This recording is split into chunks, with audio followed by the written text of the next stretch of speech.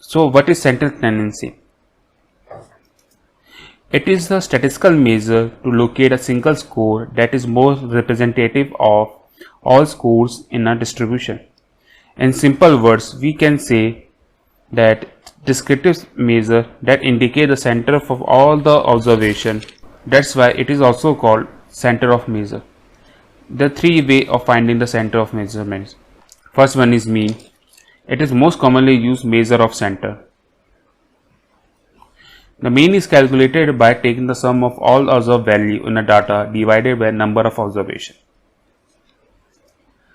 Let's solve the example. I will solve this question in an Excel sheet.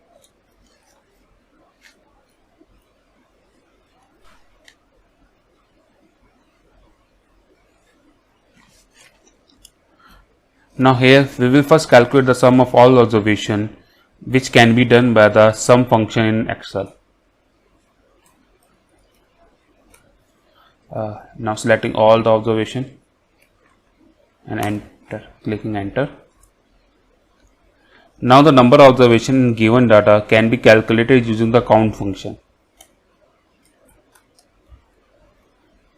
Now selecting all the observation and clicking enter.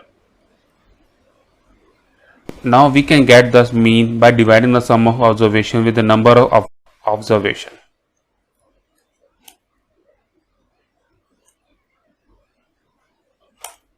So the answer is 4.667. In short, we can say 4.67. Now let's move back to our PPT. So here in the PPT I have solved this question manually. You can see an answer is also coming 4.67. Now let's move to our next important measurement, that is median. What is median? It is a middle value of distribution data listed in numeric order. Why we use median instead of mean? Because mean fails to reflect most of the data, and we use median instead of the mean to remove the influence of outliers. And how we calculate the position of mean? And it is calculated by using simple formula, that is n plus 1 divided by 2, where n represents number of observation here. Let's take the example. The given data set is the odd number sample size. First we will place the data in numeric order or ascending order, and using the median position formula, that is n plus 1 divided by 2, here the n is 7, position is coming out to be 4. So 4, where 4 lies? 1, 2, 3, 4. So the 5 is the value at the position 4. Now let's take another example of even number sample size. First place the data in ascending order, and using the median formula of position, that is 6 plus 1 divided by 2, and it is coming out to 3.5. Now 3.5 lies between position 3 and 4. As you can see, 1, 2, 3 and 3.5, 4 and 5. Now take the average of the value at position 3 and 4, and that will give you the answer 4.5. Now I will solve this question in Excel sheet.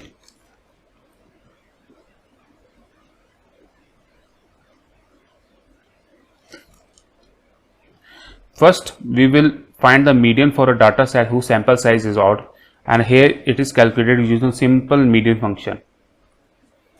Here the median function, that is coming median, then selecting all the observation, closing bracket and tapping enter, and it is coming out to be 5. Now similarly we will calculate median for the even number sample size. So median here, same, then selecting all the observation,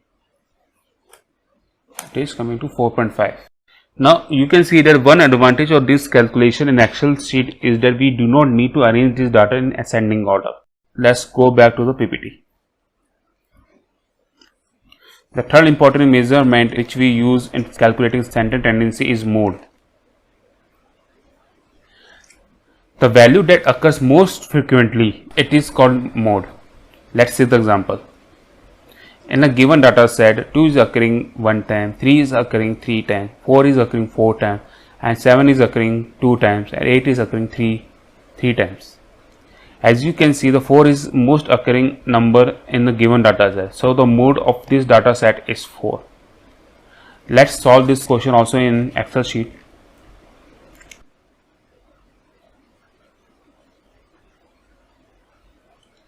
We can solve this question using the mod function here. And selecting all the observations and closing the bracket and clicking enter. So the answer is also same here, 4. Let's go back to the PPT. I think we have covered all the topics which comes under center tendency. I hope you have enjoyed it a lot. Thank you and happy learning.